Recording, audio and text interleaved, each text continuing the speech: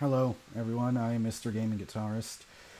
So, I just finished watching the Billie Eilish documentary called The World's a Little Blurry, and I just wanted to do this quick review or my thoughts on it. I don't really like doing reviews of anything, but because I don't like to judge, or I do judge, but only the things that I feel were done very lazily, like the Avengers Square Enix Crystal Dynamics game. But, anyways, that's besides the point. What I'm trying to say is I just wanted to record my thoughts on it because I recorded my reaction to the entire documentary, but I don't know if it's going to be worth chopping it up, editing that reaction down to like 20 or 30 minutes, then putting it on YouTube. Because I don't know, just knowing that this is an Apple TV Plus documentary, I don't know if Apple has very strong copyright bots, algorithms on YouTube taking down videos of reactions to content that's on Apple TV Plus. So I just decided the least I could do is just make this video, give my thoughts on it. So yeah, so Billie Eilish, if you have been watching my videos for the past year, you will know that her alongside Phineas are the two people that brought me back to music.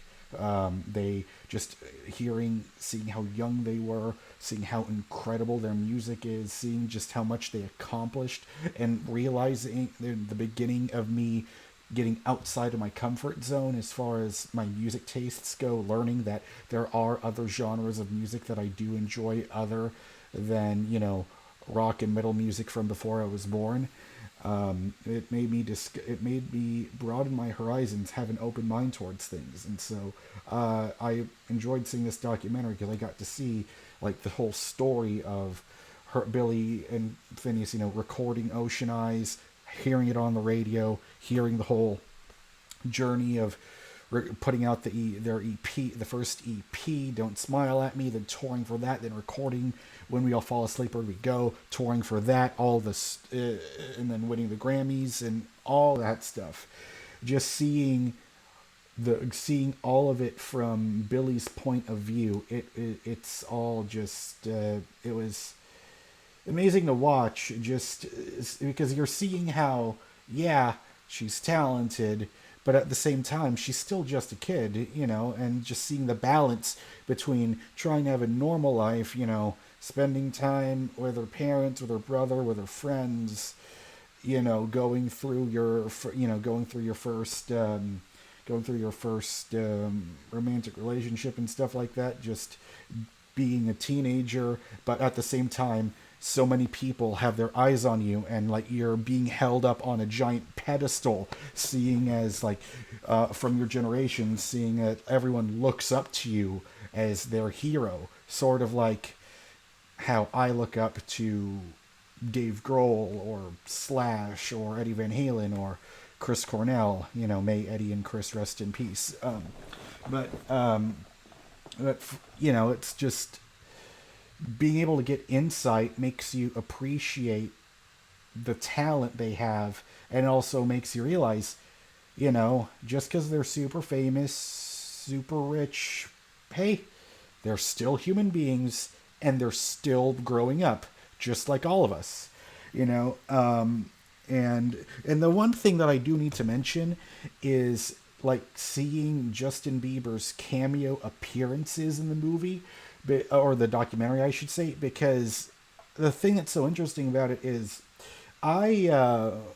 if you've been watching my videos from a long time ago, like back when this channel started back in 2010, you will fully know that I hated Justin Bieber when I was in high school, because I hated anything popular, any modern pop music. I hated, and then, but it's so interesting seeing like a person that you grew up hating, but then you got to see how a modern artist that you like, who is in the generation younger than you, and yet she grows up seeing Justin Bieber as her idol and being able to meet their hero and, seeing how much it means to her getting to meet him at that moment in Coachella.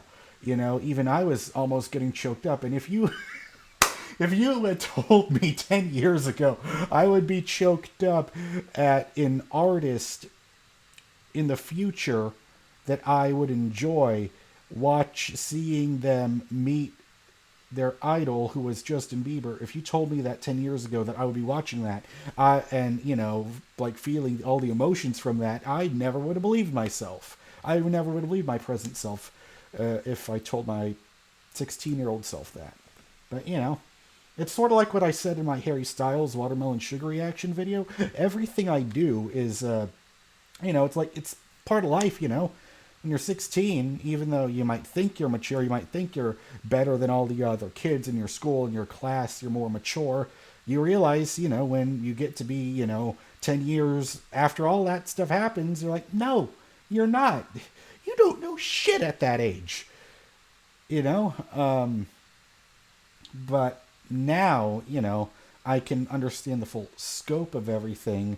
And I see, and just like how I'm seeing Harry Styles as just a guy, I see Justin Bieber as just a human, because, they both went through the same things.